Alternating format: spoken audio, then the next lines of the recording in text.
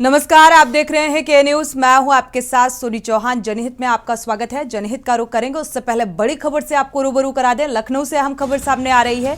गुस्साए अधिवक्ताओं ने विभूति खंड थाना को घेरा है सड़क हादसे में।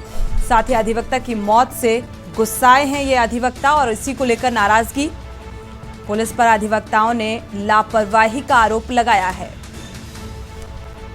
सीसीटीवी कैमरे लगे होने के बाद भी पुलिस के हाथ अभी तक खाली हैं। इस मामले को लेकर कोई कार्रवाई नहीं की गई। इसी बात से नाराजगी जताते हुए अधिवक्ताओं का ये हंगामा सामने आ रहा है। थाने का घेराव किया है। लखनऊ से अहम खबर आपको बता रहे हैं। पुलिस पर अधिवक्ताओं ने लापरवाही बरतने का आरोप लगाया है।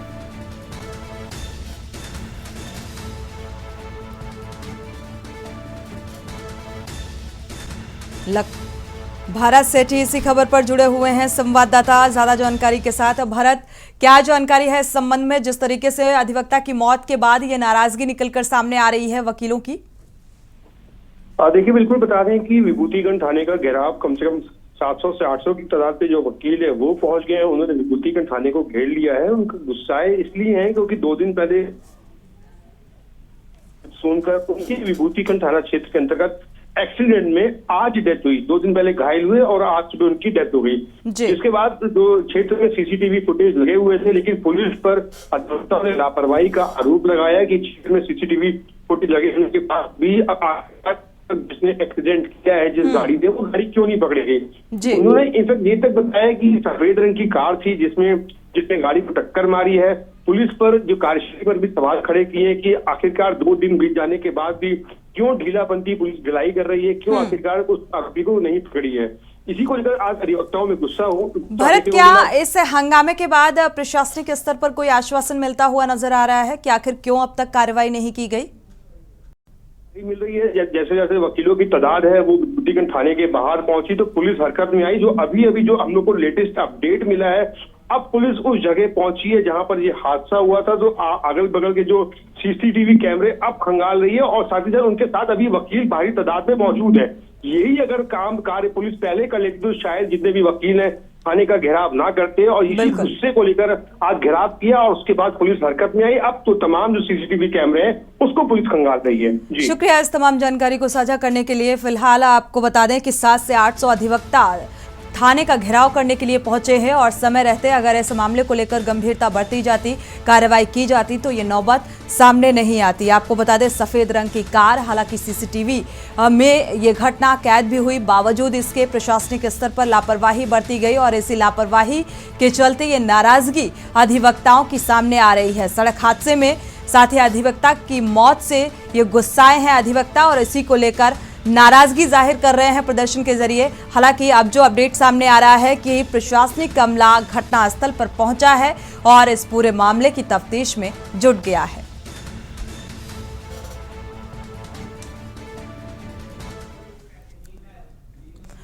जनहित में वापस लौटते हैं। आज उत्तर प्रदेश में जिस तरीके से लगातार डेंगू के केस बढ़ते जा रहे हैं, पिछले 24 घंटे का अगर जिक्र किया जाए तो प्रदेश से आए नए डेंगू के मरीजों के आंकड़े सामने आए हैं। प्रदेश में बढ़ती मरीजों की संख्या ने सूबे के जो हालात हैं उन्हें बिगाड़ कर रख दिया है। शहर शहर मरीज डेंगू और वायरल फीवर से कराह रहे हैं। हालात ऐसे हैं कि ओपीडी में मरीजों की संख्या इतनी ज्यादा हो रही है कि अब अस्पताल में बैठने की भी जगह नहीं बची और लंबे वक्त से मच्छरों से होने वाली बीमारी पर पूरी तरह से लगाम नहीं लग पा रही है।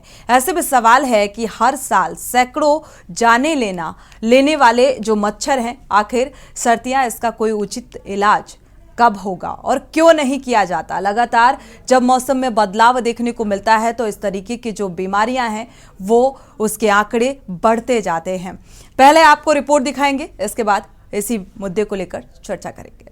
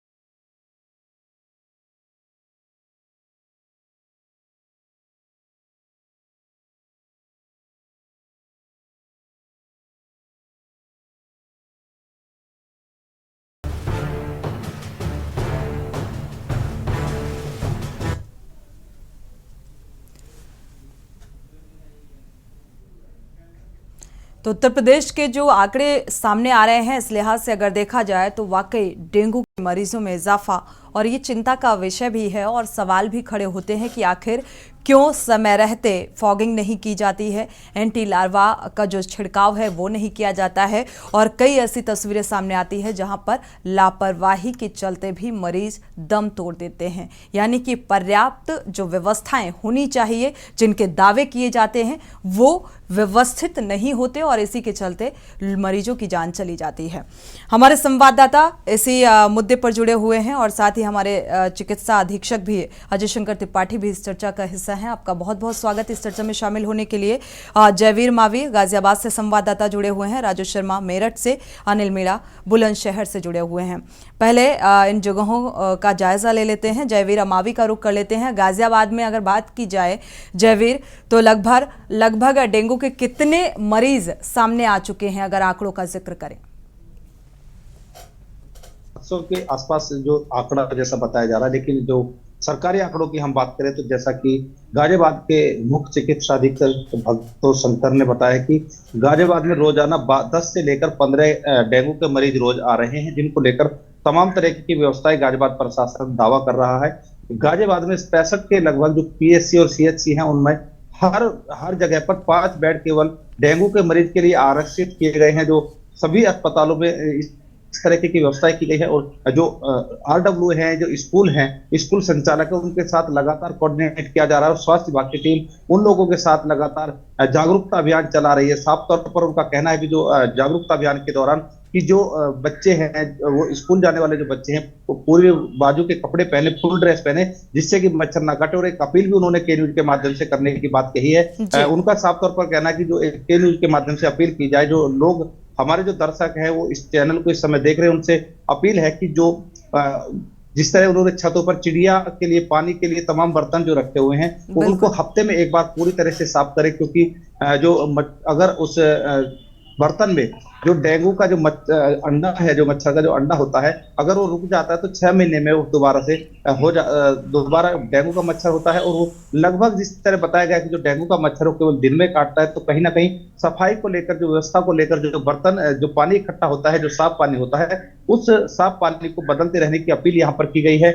और लगातार कहा गया है कि तमाम व्यवस्थाएं यहाँ पर है, जो जहां पर भी जो संभावित सूचनाएं मिलती है कि यहाँ पर बुखार है, जो आम लोग भी बुखार के लिए आते हैं, उनकी जांच की जाती है। और तमाम उन्होंने कहा है कि जिस तरह अब जो डेंगू का जो इस समय का जो वायरस है, वो इतना हैवी नहीं है, लोगों को किसी तरह से घबराने की जरूरत नहीं है, चिंता की जरूरत नहीं है, लेकिन सावधानी की अति आवश्यकता है। क्योंकि गाजियाबाद में अभी तक केवल अगर हम बात करें तो डेंगू से एक कैजुअलिटी हुई है, डेंगू के कारण एक व्यक्ति की मौत हुई है। अदरवाइज जो सभी लोग हैं, ज्यादातर लोग सुरक्षित हैं, ठीक हैं और तमाम व्यवस्थाएं यहाँ पर की जा रही है। वहीं अगर सरकारी के अलावा प्राइवेट अस्पतालों की बात करें तो वहां पर लंबी भीड़ है, क्योंकि जो लोग हैं लगातार ज्यादातर जो बीमारी के कारण वो प्राइवेट अस्पतालों का रुख करते हैं और सरकारी अस्पतालों की तरफ नहीं जाते। तो वहां पर स्थिति थोड़ी सी अलग देखने को मिल रही है। जिस तरह से बात करें तो लगभग बेड की जो समस्या है डेंगू के मरीजों के लिए, बेड की व्यवस्थाएं हैं और तमाम ऐसी जो समस्याओं का सामना बिल्कुल। जयवीर, आपका वापस से रुख करेंगे। अगर देखा जाए यहाँ पर शासन स्तर पर, प्रशासनिक स्तर पर जो एडवाइजरी जारी की जाती है, एक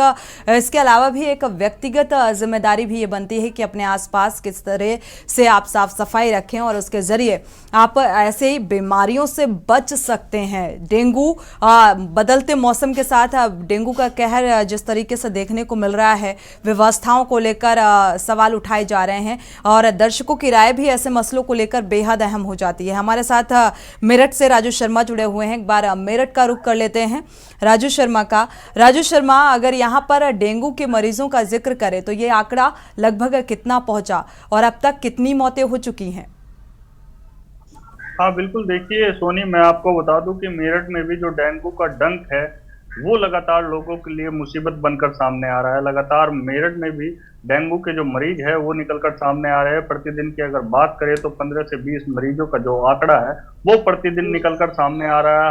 हालांकि अगर मौतों की बात करें तो अभी तक मेरठ में कोई भी डेंगू के कारण मौत जो है वो नहीं हुई है। स्वास्थ्य विभाग का साफ तौर पर कहना है कि हमारे आंकड़े के अनुसार अभी तक कोई भी व्यक्ति डेंगू की बीमारी की वजह से नहीं मरा है। हालांकि कई अन्य जो कारण हैं वो निकल कर सामने आए हैं कि किसी की बुखार की वजह से मौत हुई है, तो किसी की अन्य किसी कारण की वजह से मौत हुई है। हालांकि मेरठ के जो सीएमओ हैं डॉक्टर अखिलेश मोहन, उन्होंने साफ तौर पर कहा है कि फिलहाल मेरठ में डेंगू की वजह से कोई मौत नहीं हुई है। लेकिन अभी तक जो फिलहाल जो टोटल आंकड़ा मेरठ में निकल कर सामने आया है मरीजों का, वो लगभग 592 है। अभी तक 592 लोग डेंगू का शिकार हुए हैं, और इसकी जो वजह है, सिर्फ जो यही वजह निकल कर सामने आई है कि जो मच्छर है, जो मच्छर पनप रहा है घरों में, वो लोगों को डस रहा है, डंक अपना मार रहा है लोगों को, उसकी वजह से वो बीमार हो रहे हैं, वायरल हो रहा है, और वो डेंगू के रूप में तब्दील हो जाता है। उसके बाद लोगों को अस्पताल तक जाना पड़ता है। हालांकि मेरठ स्वास्थ्य विभाग लगातार अस्पतालों में जो स्वास्थ्य व्यवस्थाएं है उन्हें चुस्त दुरुस्त करने में लगा हुआ है, मच्छरदानियों की व्यवस्था कराने में लगा हुआ है। साफ तौर पर कहना है कि तमाम जो इंतजामात है मरीजों के लिए वो सरकारी अस्पतालों में किए गए हैं। किसी भी तरह की कोई भी लापरवाही अभी तक निकलकर सामने नहीं आई है। लेकिन जो मरीजों का आंकड़ा है वो मेरठ में लगातार बढ़ता हुआ सामने नजर आ रहा है। बिल्कुल, लगातार डेंगू के जो मरीज हैं वो कई जिलों में जो आंकड़े हैं वो बढ़ते जा रहे हैं, जैसा कि मेरठ की ये तस्वीर सामने आई, साथ ही गाजियाबाद की तस्वीर सामने आई। हालांकि डेंगू से एक मौत बताई जा रही है गाजियाबाद से, जयवीर मावी ने जिस तरीके की अपडेट दी, और 592 जो मरीज हैं वो डेंगू के शिकार हुए हैं। हमारे साथ अजय शंकर त्रिपाठी जी चिकित्सा अधीक्षक जुड़े हुए हैं, रोक कर लेते हैं आपका। अजय शंकर जी, सबसे पहले डेंगू के जो सिम्टम्स हैं और डेंगू के जो मरीजों में इजाफा देखने को मिल रहा है, इसको लेकर आप क्या कहेंगे, प्रतिक्रिया आपकी? नमस्कार। देखिए, जब भी बारिश का समय होता है जुलाई अगस्त के बाद से, तो हर साल ही लगभग ये एक पैटर्न सा है कि वायरल फीवर होते हैं, मच्छर जनित बीमारियां होती हैं, जिसमें डेंगू, मलेरिया, ये सब, चिकनगुनिया, ये सब चीजें बहुत ज्यादा कॉमन होती हैं। और सभी कई सालों से आप लोगों के माध्यम से, इतनी जागरूकता अभियान से चलने से ये फर्क पड़ा है कि बहुत सारी चीजें लोगों को जागरूक हुए हैं।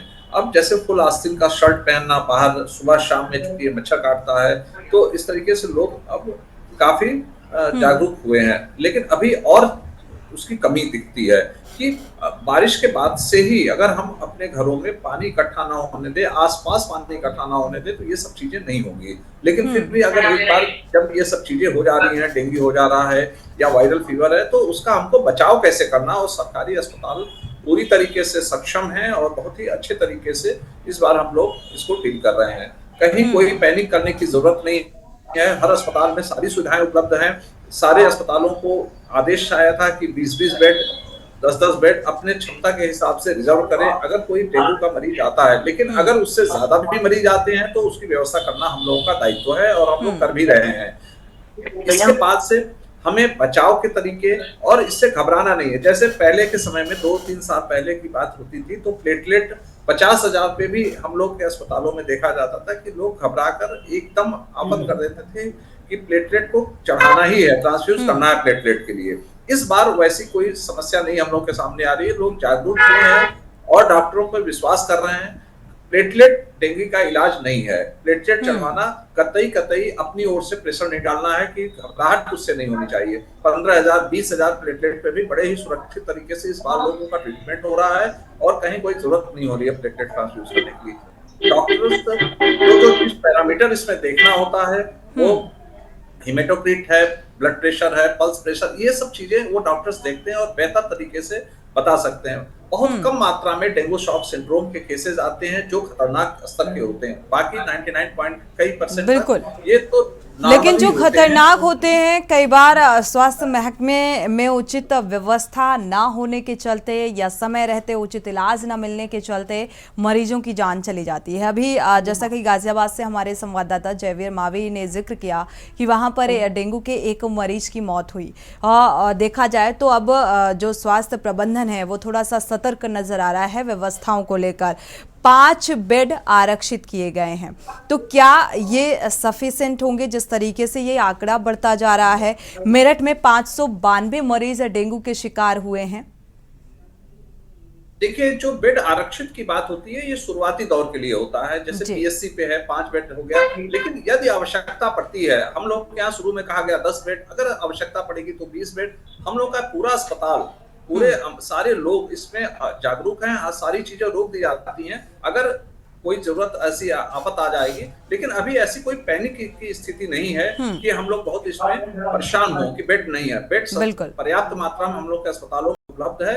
और लेकिन लोगों से भी अपील है कि सारे मरीज जितने भी बुखार के हों या जितने भी डेंगू के हैं, सबको भर्ती करने की जरूरत नहीं होती है। ये डॉक्टर्स पे छोड़ें किन मरीजों को भर्ती करने की आवश्यकता है। जैसे एक कटाव प्लेटलेट, चलिए इसके बारे में भी आगे जानकारी साझा करेंगे कि किस कंडीशन में यह स्थिति आ जाती है कि नहीं मरीज को अब एडमिट कराना बेहद जरूरी हो गया है। हमारे संवाददाता बुलंदशहर का रुख कर लेते हैं। अनिल मीणा संवाददाता जुड़े हुए हैं। अनिल मीणा, आपका रुख करेंगे। बुलंदशहर में क्या कुछ हालात नजर आ रहे हैं? डेंगू के मरीजों को लेकर अगर जिक्र करें तो यहाँ पर आंकड़ा लगभग कितना पहुंच चुका है और अब तक जिनकी मौत हो चुकी है डेंगू के चलते, क्या कुछ संख्या निकलकर सामने आ रही है? ये देखिए, अगर बुलंदशहर की बात करें तो जनपद बुलंदशहर में अगर इसमें लाइन में है जो स्वास्थ्य विभाग के जो सीएम हुए उनकी तरफ से बात किया तो स्पष्ट रूप से बिल्कुल निर्देश दिया है जनपद बुलंदशहर में किसी तरह की कोई भी डेंगू के मरीज नहीं है। लेकिन प्राइवेट हॉस्पिटलों की बात करें तो प्राइवेट हॉस्पिटलों ने जरूर डेंगू के मरीजों की स्थिति का जरूर साझा किया और कई लोगों की मौत भी हुई है। और जो मौत हुई है और जो उन्होंने रिपोर्ट जो दी है जो लैब की तरफ से जो रिपोर्ट साझा की गई है तो उसमें डेंगू की पुष्टि की गई है। हालांकि जो सीएम हुए और जो जनपद बुलंदशहर के तमाम अधिकारी हैं उन्होंने जो प्राइवेट लैब है सभी को सख्त निर्देशित किया था कि कोई भी किसी भी तरह की डेंगू की रिपोर्ट, मलेरिया की रिपोर्ट नहीं उपलब्ध कराएगा, क्योंकि अगर इस तरह की रिपोर्ट उपलब्ध कराते तो उससे स्वास्थ्य विभाग की कहीं ना कहीं छवि धूमिल होती है। अगर बात की जाए चाहे उत्तर प्रदेश के डिप्टी सीएम लाख साहब करें, अगर बुलंदशहर में बात की जाए तो गाँव की अगर बात की जाए तो गाँव में किसी तरह का ना तो कोई छिड़काव किया गया है, ना ही किसी तरह का कोई मच्छरों के उपाय के लिए जो फॉगिंग की गई है। और अगर बात की जाए अधिकारियों की, अधिकारी जनपद बुलंदशहर डीएम सीएमओ या सीडीओ हो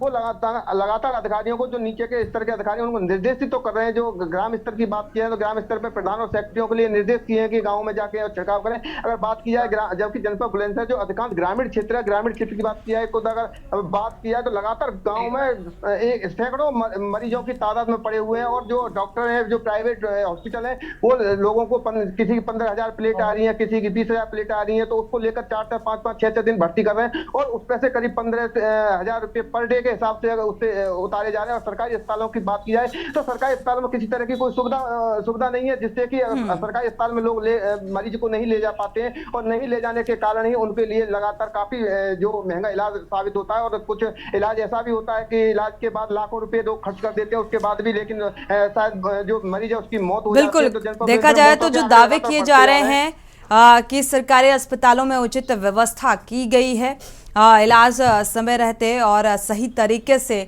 मुहैया कराया जाएगा, तो इस तरीके की जो व्यवस्थाएं हैं वो अव्यवस्थाओं में तब्दील होती नजर आ रही हैं। तो इसी को लेकर सवाल भी उठ रहा है क्योंकि हर साल ऐसा नहीं है कि ये कोई नई बीमारी है और हर साल ये आंकड़े क्यों बढ़ते जा रहे हैं, जबकि अगर स्वास्थ्य प्रबंधन जो है इतना सतर्क है तो इसमें इन आंकड़ों में कमी आनी चाहिए। इसी बीच हमारे साथ एक और खास मेहमान जुड़ चुके हैं, doctor Rajiv Kakkar ji, chest specialist हैं। स्वागत है आपका इस चर्चा में शामिल होने के लिए। दर्शक जुड़े हुए हैं, उनकी राय साझा कर लेते हैं। देश बंधु जी जुड़े हुए हैं, स्वागत है आपका, अपनी राय साझा कर सकते हैं। जी मैडम नमस्ते। जी मैडम नमस्ते। जी नमस्कार। ये डेंगू तो होएगा ही, सफाई होती नहीं है। यहाँ हमारी गली में जो है महीनों से सफाई नहीं होती, नाली में इतना कचरा भरा हुआ है। मच्छर तो होंगे ही, जब कचरा भरा रहेगा मच्छर होंगे। बिल्कुल। तो यहाँ सफाई का जो है बड़ा ढिंढोरा पीटा जाता है, सफाई बहुत हो रही, कहाँ सफाई हो रही है? यहाँ हमारे यहाँ जो है महीने में एक बार जो है झाड़ू लगती है। ठीक है, शुक्रिया हमारे साथ जुड़ने के लिए और ये राय साझा करने के लिए। बेहद महत्वपूर्ण बात का जिक्र किया है, ये दर्शक हैं और दर्शकों की राय बेहद महत्वपूर्ण होती है इस लिहाज से, क्योंकि वाकई स्वच्छता अभियान का अगर जिक्र किया जाए तो यहाँ पर यह अभियान इस लिहाज से चलाया गया कि स्वच्छता होनी चाहिए और अपने आसपास सफाई रखनी चाहिए, लेकिन जो जिम्मेदार संस्थाएं होती हैं वो लापरवाही बरतती हैं और वो जिम्मेदारी से अपना काम नहीं करती हैं और इसका खामियाजा आम जनता को भुगतना पड़ता है इस तरीके की बीमारियों को लेकर। डॉक्टर राजीव कक्कड़ जी का रुख कर लेते हैं। जिस तरीके से डेंगू के मरीजों में इजाफा देखने को मिल रहा है, चिकनगुनिया, मलेरिया के मरीज अब बढ़ते जा रहे हैं और सबसे ज्यादा कहर जो आंकड़े निकलकर सामने आ रहे हैं वो डेंगू के मरीजों के। तो शुरुआती जो लक्षण हैं वो किस तरीके से समझ में आते हैं कि ये डेंगू के लक्षण हैं और किस कंडीशन पर एडमिट कराना ज़रूरी हो जाता है?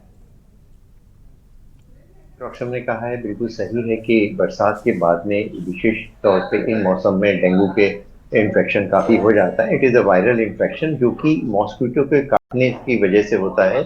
मॉस्किटो को जो स्प्रेड करता है उसको हम लोग वेक्टर कहते हैं। इसका कारण जैसा डॉक्टर साहब ने बताया कि रुका हुआ पानी और बरसात के बाद में ये ज़्यादातर होता है और उसकी वजह से ये बीमारी होती है। ये गवर्नमेंट का है काम, बिल्कुल सही बात है, गवर्नमेंट का काम है, लेकिन हम लोगों का जो जनरल पॉपुलेशन है उसके लिए भी ये जरूरी है कि वो स्वयं अपने घर के आसपास या घर के अंदर जो आपकी पानी की टंकी, तो गवर्नमेंट आके नहीं साफ करेगी ना। कूलर के पानी की टंकी है वो उसको खुला रखा हुआ है, उसमें पानी मर रहा है, कीड़े आ रहे हैं, तो कुछ हम लोग का भी कर्तव्य है कि उसके ऊपर सफाई करके और उन रुके हुए पानी को खुद स्वयं साफ करें। पहली चीज। दूसरी चीज ये है कि इनके जो सिम्टम्स होते हैं वो जैसे कि आजकल बहुत मिक्स टाइप के इन्फेक्शन होते हैं, वायरल इन्फेक्शन भी है, बैक्टीरिया इन्फेक्शन भी है, डेंगू, चिकनगुनिया और उसके अलावा इन्फ्लुएंजा के भी इन्फेक्शन हो रहे हैं। इन सभी में वायरल फीवर होता है, फीवर आता है, खांसी जुकाम होता है, रैशेज आते हैं और अगर वो हम लोग का फीवर नहीं सबसाइड करता है तो बेहतर है इसकी जांच करवाएं और इसके विषय में डॉक्टर से संपर्क करने की जरूरत पड़ती है। जैसा डॉक्टर ने बताया, कुछ परसेंटेज केसेस ऐसे होते हैं जिसमें कि 2 या 3-4 दिन के बाद में अगर हमारा फीवर नहीं हो रहा है, शॉक में जा रहा है, ब्लड प्रेशर फॉल कर रहा है, हम लोगों के बॉडी से जो ब्लड वेसल्स हैं, जो ब्लड है, प्लाज्मा स्वीप करके ब्लड वेसल से बाहर आता है, पैरों में स्वेलिंग आ जाती है, ब्लड प्रेशर फॉल कर जाता है। उस परिस्थिति में हमें भर्ती की जरूरत होती है। डेंगू चूंकि वायरल इन्फेक्शन है, कोई इसका स्पेसिफिक ट्रीटमेंट नहीं है। जो अगर फीवर है, फीवर की दवा हो रही है, अगर उसको खांसी आ रही तो खांसी की दवा होने की जरूरत पड़ती है।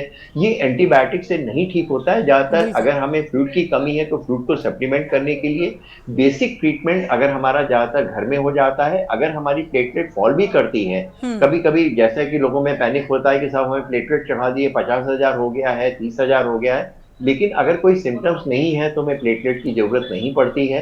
जैसा कि डेंगू के पीरियड में या और आम इन्फेक्शन के समय, कोविड के पीरियड में लोग ऑक्सीजन अपने घर में जमा कर रहे थे, लोग अपने घर में दवाइयां जमा कर रहे हैं, तो पैनिक होने की जरूरत नहीं है। अगर जरूरत होती है, कहीं से बॉडी में ब्लीड कर रहा है, नाक से ब्लीडिंग हो रही है, गट से हो रही है, यूरिन से आ रही है, उस परिस्थिति में हमें प्लेटलेट की आवश्यकता होती है। वो गवर्नमेंट हॉस्पिटल में, जैसे कानपुर है, यहाँ पे गवर्नमेंट हॉस्पिटल में सारी चीजें सुविधाएं उपलब्ध हैं, एडमिशंस हो रहे हैं, गवर्नमेंट सजग है।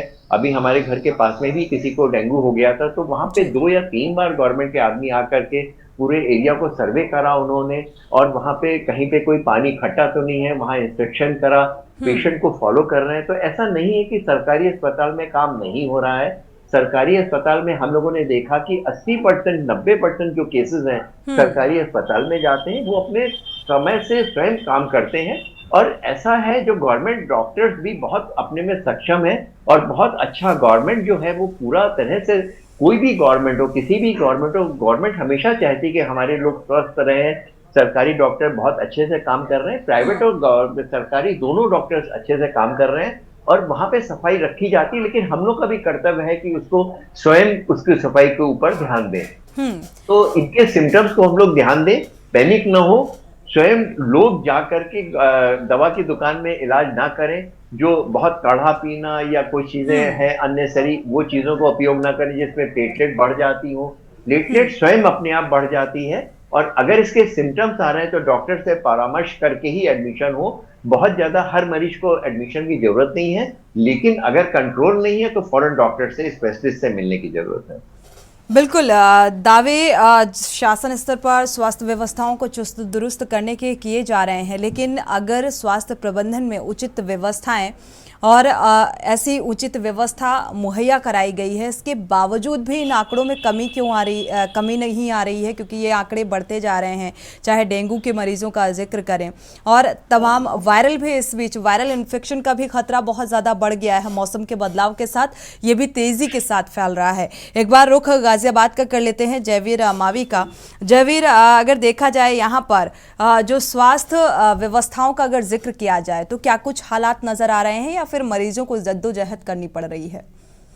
इलाज के लिए। देखिए सोनी, मैं आपको बता दूं कि जिस तरह से मैंने अभी पहले बताया कि गाजियाबाद में जो डेंगू के मरीज हैं उनको लेकर प्रशासन पूरी तरह से सजग है और प्रशासन की जो व्यवस्थाएं हैं चाक चौबंद है, जिस चाहे एंटी लार्वा की हो या फिर जो जागरूकता अभियान, तमाम जागरूकता अभियान चलाए जा रहे हैं स्वास्थ्य विभाग की तरफ से, चाहे पंपलेट के माध्यम से हो, टीवी चैनल के माध्यम से हो या फिर अन्य जो माध्यम है, तमाम सोशल मीडिया के माध्यम से भी जागरूकता अभियान चलाया जा रहा है। और जिस तरह जो डेंगू के जो मरीज हैं उन मरीजों की व्यवस्थाओं को लेकर तमाम तरह के, जैसे अभी यहाँ पर जो जांच की बात करते हैं, जैसे ही जांच होती है या शक होता है तो शक के आधार पर उस मरीज को फॉलो किया जाता है, देखा जाता है कि उस मरीज की स्थिति कैसी है। और लगभग 65 सीएचसी और पीएचसी गाजियाबाद जनपद में है। उसके अलावा सरकारी जो अस्पताल है, जो बड़े अस्पताल है वो अलग हैं। जिला अस्पताल है, संयुक्त जिला गाजियाबाद का एमएमजी अस्पताल है, तमाम ऐसे अस्पताल है जिन्होंने बेड की स्पेशल, यानी कि अलग से केवल कोविड के जो कोविड नहीं,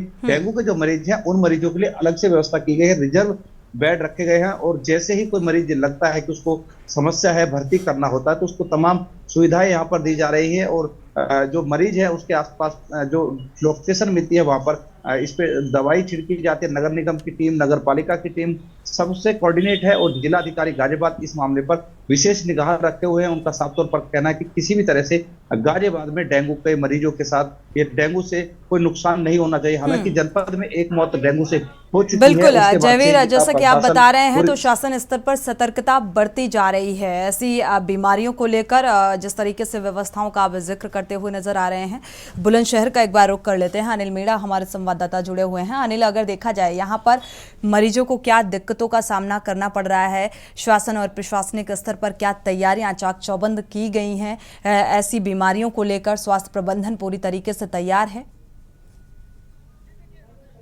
जनपद बुलंदशहर की बात करें, जनपद बुलंदशहर में स्वास्थ्य व्यवस्था पूरी तरह से ठप देखी जा रही है, क्योंकि कई गांव का जो की न्यूज की टीम ने लगातार सर्वेक्षण किया था और ग्राउंड पर जो कैंप लगा हुआ था, जिस गांव में कैंप जो लगाया था स्वास्थ्य विभाग ने, वहीं जो प्राइवेट हॉस्पिटल ने जो व्यक्ति की मौत हुई थी उसको डेंगू की पुष्टि की थी। लेकिन वहीं जो कैंप लगा रहे थे जो डॉक्टर, वही उन लोगों के लिए जो लगातार जो चेकअप कर रहे थे, तो उनके लिए किसी तरह की कोई उन्होंने परेशानी नहीं बताई। और जबकि उन्हीं लोगों ने प्राइवेट लैबों पे जो चेकअप कराया, उनके लिए तमाम मलेरिया जैसी बीमारियां और प्लेटलेट जैसी बीमारियां सामने आई। तो कहीं ना कहीं अगर बात की जाए तो देखिए, स्वास्थ्य विभाग पूरी तरह से आंकड़ों को छुपाने की जनपद बुलंदशहर पूरी तरह से कोशिश कर रहा है। डिप्टी सीएम लगातार स्वास्थ्य विभाग के जो सुविधाएं उनको बेहतर बनाने की कोशिश भी कर रहे हैं, जबकि हमने के न्यूज के माध्यम से लगातार ग्राउंड पर जाकर रिपोर्ट भी, खबर भी चलाई है। और अगर बात किया अधिकारियों से, स्वयं मैंने कुछ अधिकारियों से बात के गांव में, इस गांव में छिड़काव नहीं, उस गांव में लगातार मरीज बढ़ रहे हैं, तो दसियों गांव की शिकायत खुद मैंने अपने अधिकारियों से की है। वीडियो की बात करें पहासू वीडियो की, तो पहासू वीडियो ने सिर्फ सेक्रेटरियों के लिए आदेश देता, लेकिन उनके सेक्रेटरी जो आदेश नहीं मानते, ग्राम प्रधान आदेश नहीं मानते। जबकि स्वास्थ्य विभाग ने पहले ही एडवाइजरी जारी की थी बुलंदशहर में कि जो गांव में जो लार्वा छिड़का जाएगा, मच्छरों के लिए फॉगिंग की जाएगी, वो प्रधान और सेक्रेटरी किए जाएंगे। लेकिन अगर बात की जाए अधिकारियों की, तो सिर्फ अधिकारियों के लिए कागजों में खाना पूर्ति करके अधिकारियों को रिपोर्ट सौंप दी जाती है। जो उच्च अधिकारी जनपद बुलंदशहर की, चाहे डीएमओ, सीडीओ या फिलहाल बुलंदशहर के हालात कुछ ठीक नजर नहीं आ रहे हैं। अनिल मीणा, जिस तरीके से आप इस बात का जिक्र कर रहे हैं, क्योंकि यहाँ पर व्यवस्थाएं चाक चौबंद नहीं है, यहाँ पर मरीजों को दिक्कतों का सामना करना पड़ रहा है। शुक्रिया आपका इस तमाम जानकारी को साझा करने के लिए। जयवीर अमावी, आपका भी बहुत बहुत शुक्रिया इस तमाम जानकारी को साझा करने के लिए।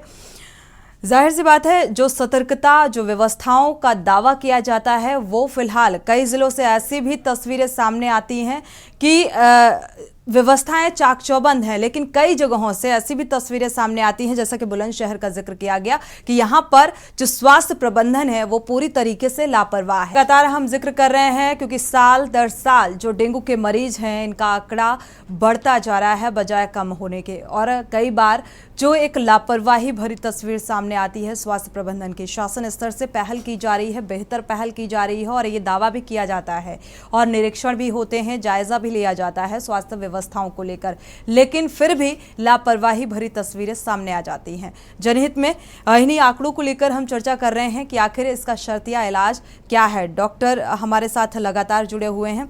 अजय शंकर त्रिपाठी जी का रुख कर लेते हैं, चिकित्सा अधीक्षक हैं। अजय शंकर जी, अगर देखा जाए लगातार आपने सुना भी होगा कि गाजियाबाद में स्वास्थ्य प्रबंधन जो है वो सतर्क है और जो बुलंदशहर की तस्वीर सामने आ रही है वहाँ पर लापरवाही बरती जा रही है। तो कई बार ये भी एक वजह सामने आती है कि मरीज जो हैं, डेंगू के मरीज हों या मलेरिया हो या चिकनगुनिया हो या वायरल इन्फेक्शन हो, ऐसे मरीजों की तादाद ज़्यादा बढ़ जाती है। नहीं, देखिए इस समय निश्चित रूप से सामान्य दिनों के अपेक्षाकृत मरीज कुछ ज्यादा बढ़े हुए हैं, जिसमें वायरल फीवर का भी है, ज्यादा संख्या वायरल फीवर का है, कुछ मात्रा डेंगू का है, मलेरिया भी कुछ है, चिकनगुनिया का भी थोड़ा थोड़ा है। तो ये सब मिलाकर एक मिक्स्ड पिक्चर पेश होती है। जैसे कि स्थिति लखनऊ में है, बहुत ही कंट्रोल में स्थिति है हर जगह की, मरीज जरूर आ रहे हैं, लेकिन कुछ ज्यादातर मरीज पैनिक लिए हुए हैं कि हमको एडमिट कर लिया जाए। एडमिशन पे ज्यादा जोर लोग देते हैं, लेकिन उनको ये बताना पड़ेगा और हम लोग काउंसलिंग करते हैं, हम लोग डिस्कस करते हैं उन लोगों को कि कब आपको भर्ती होने की आवश्यकता है। देखिए, जब डिहाइड्रेशन की स्थिति हो या उल्टी भयंकर हो रही हो कि उल्टी मतलब कुछ भी खा रहे हो डाइजेस्ट नहीं कर पा रहे हो, तो ऐसी स्थिति में या प्लेटलेट कम हुआ है तो 20-25 हजार तक है, तो वो भी इसलिए नहीं एडमिट होना है कि उसको प्लेटलेट चढ़ाना है, इसलिए एडमिट होना है कि वॉच करना है, अब अस्पताल में भर्ती हो जाए, जिससे अगर प्लेटलेट और कम हो या कोई सिम्टम ऐसा आवे खराब वाली स्थिति आती है तो हम उसको अलर्ट पर रखें, ब्लड बैंक को तैयार रखें, इन लोगों को तैयार रखें कि अगर आवश्यकता पड़ेगी तो आपको प्लेटलेट ट्रांसफ्यूज करना पड़ेगा।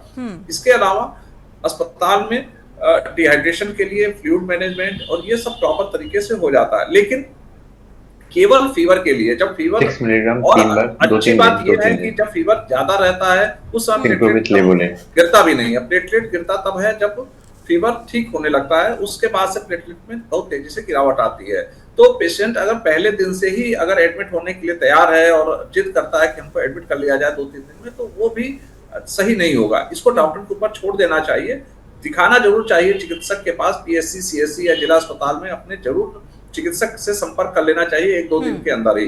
वो देखेगा किस तरीके का फीवर है, टेस्ट करेगा क्या निकला, और उसके बाद से उनके संपर्क में रहना चाहिए। जैसे ही उसको लगेगा चिकित्सक को कि अब इसको एडमिट करना है या इनको एडमिट नहीं करना है, उसके हिसाब से उनके लक्षणों के आधार पे सारी चीजों को देखते हुए ये निर्णय लेना होता है कि कब पेशेंट को हमको एडमिट करना है। और उसके बाद जब एक बार एडमिशन हो जाता है तो सारा इलाज अस्पताल के प्रोटोकॉल के हिसाब से, एसओपी जो बनी हुई है अस्पताल की, उसके हिसाब से शुरू हो जाता है और इससे लगभग सारे ही मरीज ठीक होकर 4-5 दिनों में घर जा रहे हैं। तो इसमें कोई पैनिक होने की या इस तरह से घबराने की कोई आवश्यकता नहीं है। न तो प्लेटलेट डेंगू का इलाज है, ये एकदम मन में निकाल दें कि प्लेटलेट कम हो गया, डेंगू का पपीता खाना या इस तरीके से बहुत सारी चीजें बिल्कुल इस तरीके की भ्रांतियां और लोगों के जहन में डर भी देखने को मिलता है, क्योंकि डेंगू के आंकड़े और मरीज जिस तरीके से बढ़ते जा रहे हैं, अस्पतालों में लंबी लाइन देखने को मिल रही है, तो लोगों के जहन में डर भी है इस बात को लेकर और कई बार लोग घरेलू इलाज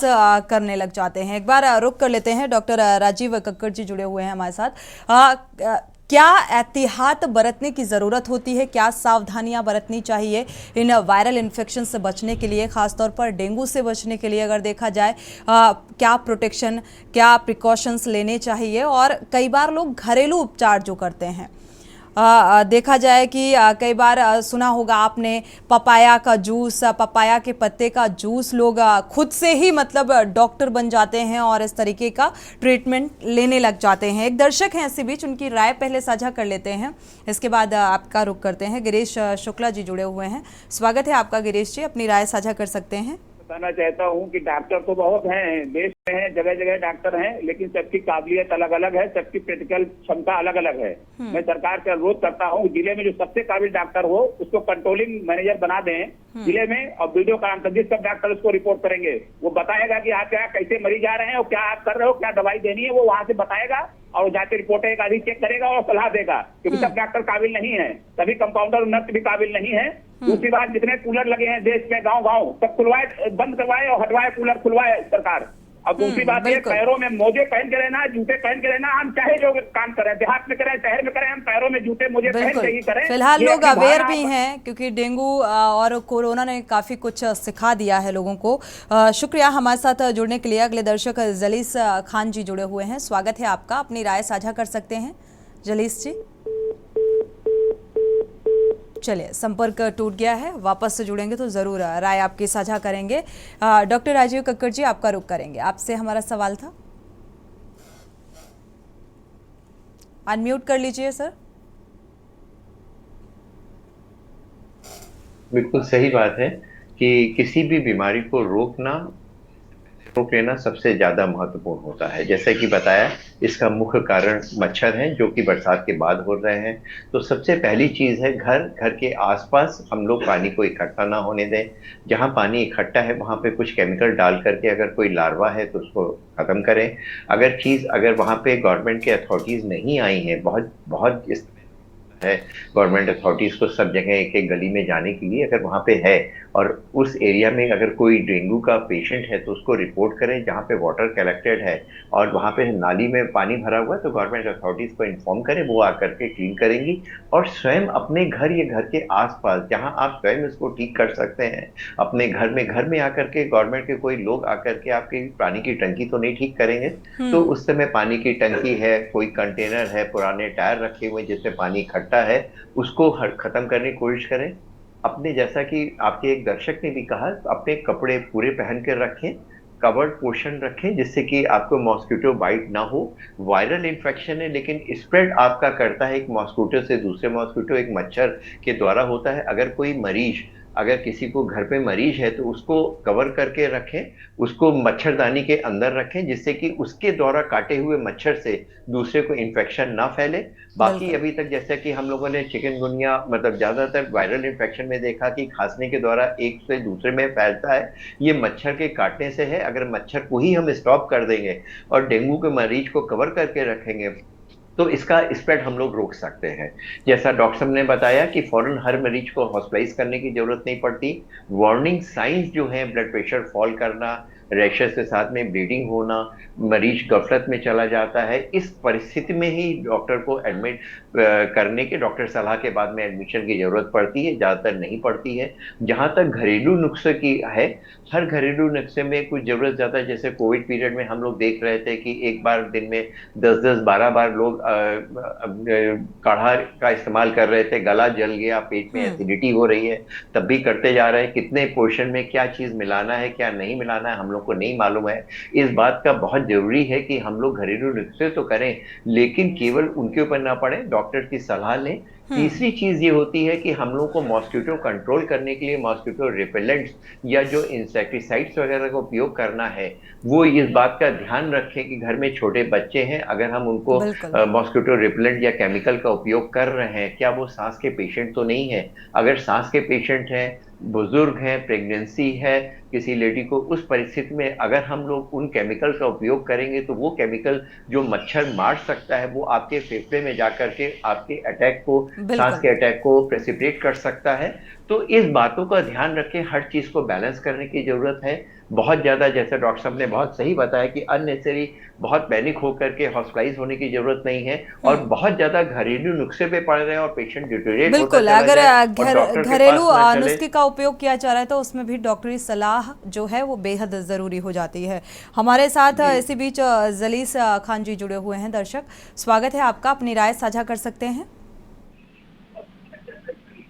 थैंक यू सोनी जी, मेरा कॉल अटेंड किया जी। और ये एक मेजर प्रॉब्लम चल रही है, लेकिन सबसे बड़ी चीज है जब तक पब्लिक खुद अवेयर, लोग दूसरे पे डिपेंड कर देते हैं कि डॉक्टर ये करें फलाना करें, लेकिन सबसे बड़ी चीज है लोग जो मैन टू मैन कम्युनिकेट करने की जो आज जरूरत आ गई है। ये ऐसे मच्छर जिस तरीके से बढ़ रहे हैं और गंदगी हम खुद अपने दरवाजे इकट्ठा कर लेते हैं। पानी अगर हम खुद सुधरेंगे, खासतौर से जो हमारे जो पार्षद हैं, मेंबर हैं, इनकी जिम्मेदारी, सफाई कर्मचारी, इनको ट्रेनिंग दे दी जाए।